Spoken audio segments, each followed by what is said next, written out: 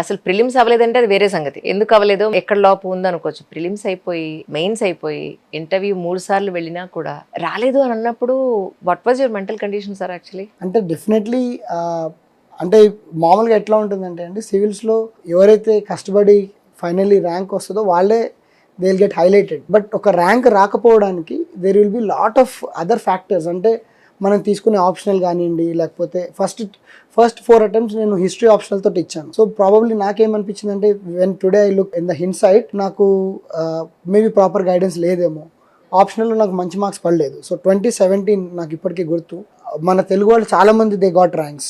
Top 100లోనే చాలా మంది ఉన్నారు. లైక్ అనుదీప్ గారు వాజ్ ర్యాంక్ 1, అవును 6th ranker Harsha Koya, then Madhuri అని, అక్షయ్ అని. సో వీళ్ళందరూ కూడా ఇప్పుడు now they are serving IAS, IPS and IFS officers. అవును. ఆ ఇయర్లో నాకు జిఎస్ మార్క్స్ చాలా బాగా పడ్డాయి. అంటే వీళ్ళందరితో కంపేర్ చేస్తే కూడా I was very much on par. General studies marks GS 1, 2, 3, 4 అంటారు, బాగా పడ్డాయి. బట్ నా ఆప్షనల్ వచ్చేసేటప్పటికి హిస్టరీ ఆప్షనల్లో నాకు ఓన్లీ 259 పడ్డాయి.